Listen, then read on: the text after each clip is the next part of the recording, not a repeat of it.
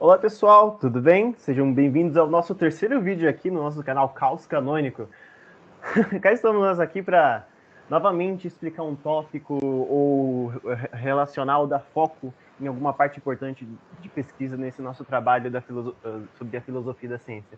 Neste vídeo aqui nós pretendemos explicar e aprofundar mais na escola literária que nós vamos estudar e dar ênfase, certo? Que é o realismo, não é, Gabi? Sim, bom, a gente vai focar nessa escola literária e realismo porque a gente agora está partindo da vertente de analisar o livro, pra gente correlacionar todos os nossos temas e provar realmente que a literatura canônica está muito relacionada com o desenvolvimento social e científico. A gente vai analisar o livro Dom Casmurro, do autor Machado de Assis, que se passa na segunda metade do século XIX, que é quando se dá início ao realismo. E o Machado de Assis foi um dos maiores autores do realismo, principalmente com a publicação do livro Memórias Póstumas de Brás Cubas, que foi publicado antes de Dom Casmurro. Porém, a gente quer analisar o livro Dom Casmurro porque ele, em questão, é mais popular entre os jovens por conta da questão de se Capito traiu ou não traiu Bentinho. Porque, Dando assim, spoiler, né? Se traiu ou não traiu, né? traiu ou não traiu, gente? A gente vai chegar nesse ponto, mas vamos lá. Primeiro a gente vai partir da escola literária, que é o realismo. Exatamente. O que é o realismo? O que estava acontecendo na época, Gabi? Quais eram os fatores históricos que estavam acontecendo naquela época para que todo esse aglomerado de pensamento, o que estava acontecendo na época? Você pode me dizer? Bom, século XIX. No século XVIII, a Inglaterra passou pela Revolução Industrial e a França pela Revolução Francesa. Então já tinha essa dissipação do pensamento de igualdade, fraternidade, do conhecimento tecnológico e científico sendo muito desenvolvido. Embora o Brasil seja um país, entre aspas, atrasado, porque ele foi feito de colônia desde 1500, né? Foi feito como uma colônia de exploração em questão de só matérias-primas. Só que por conta da Revolução Francesa, a família real veio para o Brasil porque Napoleão estava tentando conquistar povos depois da Revolução Francesa, estava tentando conquistar territórios. E quando a coroa portuguesa veio para o Brasil, começou a ter um desenvolvimento tecnológico, a urbanização do país, tudo isso Cultural. para cultural, tudo isso para poder alojar a família real aqui. Então, a partir desse ponto, a partir do século XVIII, teve um grande desenvolvimento no país. E no século XIX já estava tendo desenvolvimento, por assim dizer, social, político, porque a gente tá pensando na segunda metade do século XIX, quase final do Império, se a gente for levar em consideração que o Império teve seu fim nesse período de tempo, e o rei absolutista, imperador, como quiser chamar, na época era Dom Pedro II, que era apaixonado por artes plásticas, fotografia, literatura. A gente pode pegar e pensar muito nessa questão de que estava tendo um desenvolvimento industrial no país, mesmo que pouco e gradualmente, bem lentamente, ainda existia. Então o país estava se desenvolvendo tecnologicamente, estava tendo essa idealização, essa mudança de concepção social, porque em 1888, no século XIX, teve a abolição da escravatura, embora não tiveram políticas nenhuma para tentar inserir essas pessoas na sociedade, tanto que elas ficaram marginalizadas. Mas social era isso que estava acontecendo. A gente pode pegar isso de base e tentar jogar dentro das características do realismo. Enfim, a Gabi disse realmente que a mudança do pensamento desde o século de 1500, a passagem das outras escolas literárias, né? Houve a mudança de um pensamento teocentrista para um pensamento do lado do pensamento mais ser humano, a utilização mais do raciocínio lógico, do desenvolvimento social. Então, o realismo traz muito disso. Vamos parar de dar foco em si, em eu, nos sentimentos, como se tratava no romantismo. Vamos realmente tratar sobre os problemas sociais que nós estamos enfrentando. Vamos tratar sobre o que está realmente acontecendo na sociedade aqui. Ninguém é perfeito, como o romantismo estava trazendo. Uma mulher que é apaixonado, um amor platônico sobre um homem que é perfeito, que tem cabelos loiros, olhos azuis, essa imaginação. É incrível, né? Então, o realismo traz realmente o foco, a objetivação de tudo que está ao redor. Já o romantismo em si. Então, realmente, isso que está ocorrendo nessa época do realismo, né, Gabi? Sim, realmente, o realismo ele vai se caracterizar pela abordagem objetiva da realidade, pelo interesse por temas sociais, reagindo ao subjetivismo do romantismo. Esse subjetivismo do romantismo é essa ideia de que o mundo ele vai ter uma visão, vamos dizer assim, mais caótica, sabe? A ideia de que tudo é idealizado, tudo é muito bonito, tudo é muito apaixonante, que é um país lindo, que tem essa abordagem de voz mais nacional, essa procura por um herói nacional, que normalmente era colocado como os índios na literatura, por exemplo, temos Iracema, né? Que é um romance brasileiro. Mas se a gente for pegar e olhar assim, o realismo ele vai jogar a verdade nua e crua na nossa cara. E na literatura a manifestação dele vai ser em prosa. E a gente vai estar analisando aqui hoje o livro Dom Casmurro, se baseando nessa escola literária. Exatamente. Porque o Dom Casmurro ele vai ser um romance psicológico. Pode falar agora. Exatamente. Só complementando, acho uma frase muito interessante de um dos arquivos que nós estudamos, de Philip Gautier, que foi um artista, escritor do século XIX, né? Que participou do realismo, e ele traz a seguinte frase, deixa eu encontrar aqui. Sou um homem para quem o mundo exterior existe. O que quer dizer com essa frase, Gabi? Quer dizer que é um homem que tenta trazer a arte, a problematização do exterior, não do interior humano, certo? Então, essa frase é ótima para exemplificar essa escola literária. Sou um homem para quem o mundo exterior existe. Olha que frase maravilhosa para exemplificar essa nossa o realismo. Enfim, acho que é muito importante. Enfim, basicamente isso que o realismo se trata, certo? E agora trazendo o realismo para a parte do Dom Casmurro, a gente tem muito a comentar sobre as características que o Machado de Assis retrata, as características sociais, pessoais, as críticas, né, Gabi? Sim, bom, a gente pode começar olhando quais são os pontos de marca que o Machado. Os pontos de marca. Os pontos mais marcantes que do próprio autor, que é o Machado de Assis, que ele fazia muito nos livros, que é conversar com o leitor, o ceticismo, a ironia, o humor, a digressão. Todos esses pontos de tentar fazer com que o mundo realmente tivesse uma visão muito realista, muito pessimista. Em questão de também, quando o Dom Casmurro escreveu esse livro, ele já não estava muito bem de saúde. Então ele já tinha uma visão muito ruim do mundo em questão. E como ele mesmo disse, ele não deixou miséria pro mundo, ele não teve filho nenhum. Não deixou miséria alguma para o mundo. Essa frase é muito forte, não deixou nenhum filho. Exato. Que pensamento triste, não? Imagina isso. Sim, mas é que é essa ideia de que pra que eu vou deixar uma criança viver nesse mundo terrível, cheio de desigualdade, de ignorância, de pessoas más. Essa ideia que ainda existe, porque se a gente parar pra pensar, quantos jovens, falando até mesmo em questão da minha opinião, ter filhos. Antes as pessoas tinham muitos filhos, agora não querem ter mais filhos, porque para que eu vou deixar uma criança viver nesse mundo com corrupção, com tanta violência, com tanta coisa ruim acontecendo? Ainda mais no nosso país, tem tanta coisa acontecendo. É uma visão que, se você parar para pensar assim, um comentário terrível, realmente é muito triste isso. Mas é uma visão muito real do que está acontecendo. E é uma coisa que já vem se repercutindo. De fato, o livro traz muito desse, desse tipo de crítica, né? Agora também comentando sobre a parte inicial do vídeo, em que o amor entre jovens, a problematização do jovem, né? Nem me fala, né, Gabi? Imagina isso sendo retratado no romantismo. O jovem tem desejos, o jovem são pessoas que deveriam ser politicamente corretas na época, seguir as suas famílias, como a mãe do Bentinho queria que ele fosse padre, mas ele tinha os seus desejos, amores por Capitu. Enfim, o Dom Casmurro retrata muito bem que o ser humano não simplesmente é uma máquina que só segue ordens e de acordo com o que a sociedade quer. As pessoas têm seus pensamentos, as pessoas têm seus desejos e elas são falhas. Não necessariamente ela vai seguir tudo que a sociedade quer, né, Gabi? Isso retrata bastante.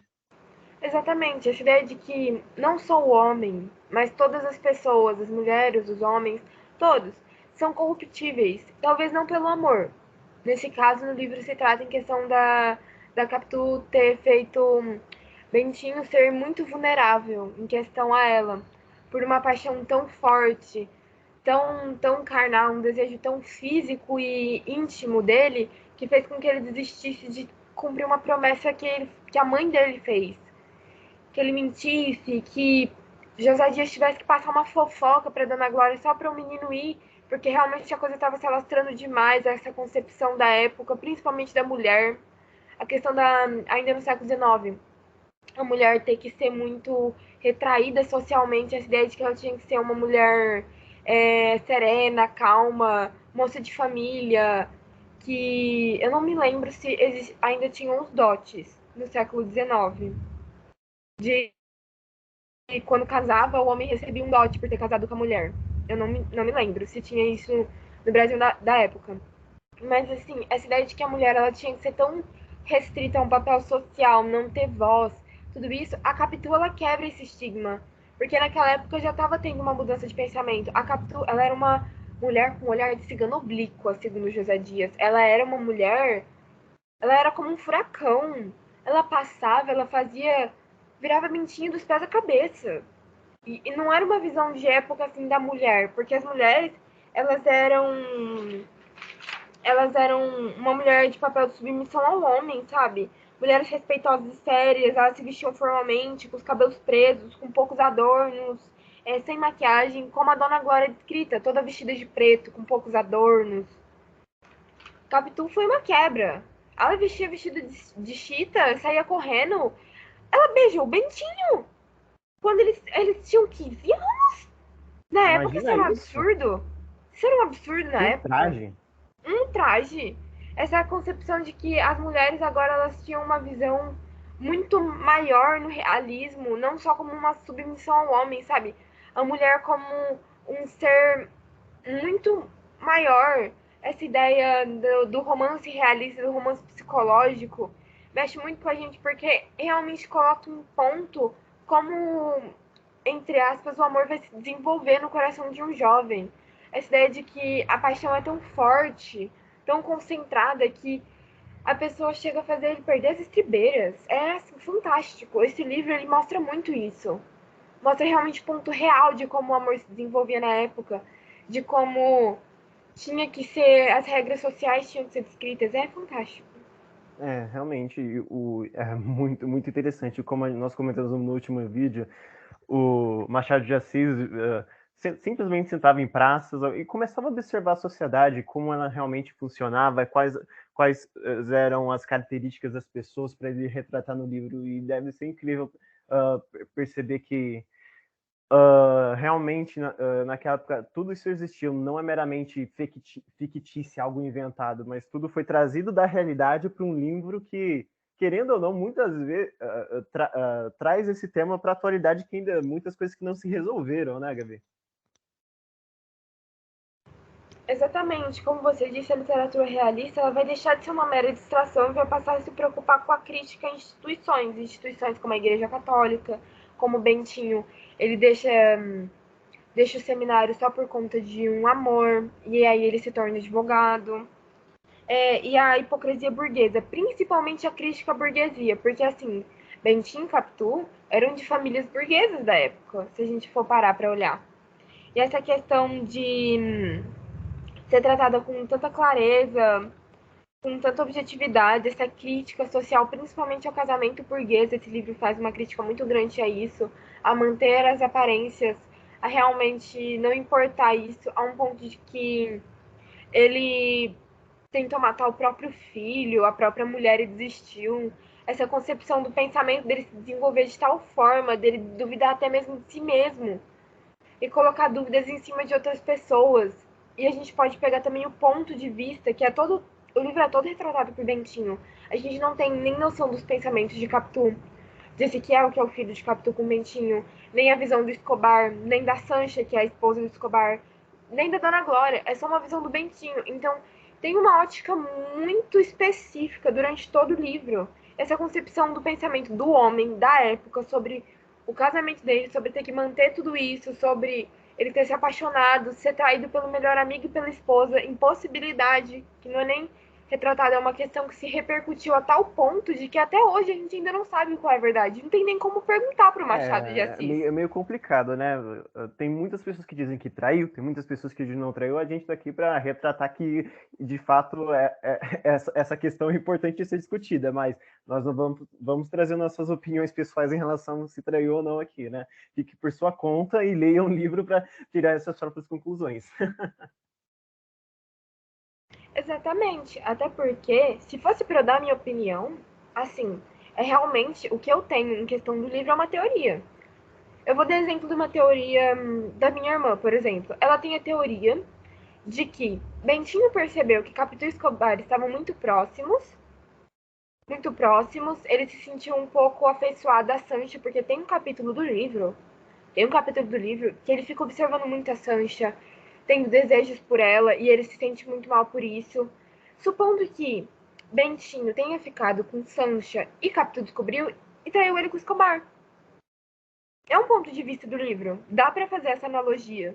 Dá para fazer diversas analogias. São Com pontos de certeza. vista. Exatamente, porque você tem um ponto de vista tão único no livro e é uma questão, um ponto de vista tão realista socialmente falando, de um homem branco, burguês, que veio de boa família, que entrou em um seminário, porque naquela época para você, assim, se desenvolver economicamente bem, politicamente bem, ou você entrava no seminário, ou se formava em direito, em grandes carreiras, e se você tinha que ter dinheiro, porque assim era muito difícil ter uma ascensão política, social e econômica na época. Então é muito difícil você tentar achar uma resposta em questão de uma ótica única, porque você vai poder ter diversos pontos de vista. Depende muito de como você lê. Exatamente. Além de a literatura trazer fatos que realmente ocorriam na sociedade da época, a gente pode abrir espaço à imaginação do que realmente poderia ter acontecido no livro, se traiu ou não traiu, se realmente Bentinho pode ter ficado sentindo sentimentos pela esposa do melhor amigo e ter traído a Capitu com ele. Então, essa literatura expande muito o nosso campo de visão e de análise, né? É. Sim, daí a gente agora pode pegar em questão de observação do realismo essa crítica que faz a burguesia. Porque naquela época, por conta da Revolução Industrial, da abolição da escravatura, tudo isso, tinha muito uma divisão entre a classe operária e a classe burguesa. Essas disputas em relação a direitos trabalhistas, a um desenvolvimento social melhor, a mais direitos. A gente pode pensar em cargos, porque a burguesia, a elite em si, ainda é uma coisa muito presente na nossa sociedade. Esse monopólio de poder, de capital, essa, essa ideia toda de que a elite ainda está no poder porque é real no Brasil. O Brasil ele é um país que tem um monopólio de poder e capital de pouquíssimas pessoas, dentre elas famílias da época do café com leite, da oligarquia, que são famílias que ainda são extremamente ricas. Então a gente pode ver que isso se alastrou muito, a questão do realismo da burguesia, essa operários versus burguesia, sabe? Essa concepção. Exatamente. Mas enfim, lembrando que todos esses comentários que nós fazemos, alguns podem estar incorretamente podem ser incorretamente propostos aqui, mas nós realizamos estudos, nós realizamos artigos de pessoas com nomes renomados, com pessoas que realmente foram a fundo nesse tema, nós estudamos livros, lemos os livros em si, nós fizemos comentários, anotações, e nós vamos disponibilizar as fontes que nós estudamos, provavelmente na descrição do vídeo, para que vocês consigam também ter esse conteúdo para que vocês possam também compreender mais dessa nossa discussão e rever o vídeo, caso você tem alguma dúvida, se você tem alguma crítica sobre esse comentário, sobre esse vídeo que nós estamos fazendo, porque, de fato, já que é uma filosofia, nós estamos tentando provar um ponto, e pelo método científico, nós estamos passíveis a críticas aqui, não? Então, nós estamos abertos a rever certas coisas que nós falamos nesse vídeo. Então, enfim, fiquem à vontade para comentar na aba de comentários. Mais alguma coisa de falar, Gabi? Olha, eu quero finalizar essa discussão com uma das minhas anotações sobre o realismo. Eu escrevi assim: o pensamento filosófico que exerce mais influência no surgimento do realismo é o positivismo, que analisa a realidade através das observações e construções racionais. Basicamente, essa anotação descreve tudo aquilo que a gente discutiu aqui, sobre uma ótica realista da vida, do desenvolvimento científico e desenvolvimento humano. E, como ela disse, eu peço encarecidamente que, se vocês tiverem críticas ou quiserem discutir algum outro tópico ou acrescentar alguma coisa ou dizer não, vocês estão errados em tal ponto, por favor, comente. Se você gostou, curta o vídeo, compartilhe para a gente poder alcançar mais pessoas, porque é um tema realmente importante falar sobre a literatura. Bem, isso foi para nós finalizarmos o nosso vídeo. Muito obrigado, pessoal, por ter assistido, acompanhado nessa nossa linha de raciocínio. Obrigado por terem comentado, dá like. Veja o nosso Instagram também, que nós fazemos postagens sobre nosso pré-conteúdo, nossos vídeos aqui, né? Mas enfim. Tchau, pessoal. Muito obrigado. Tchau!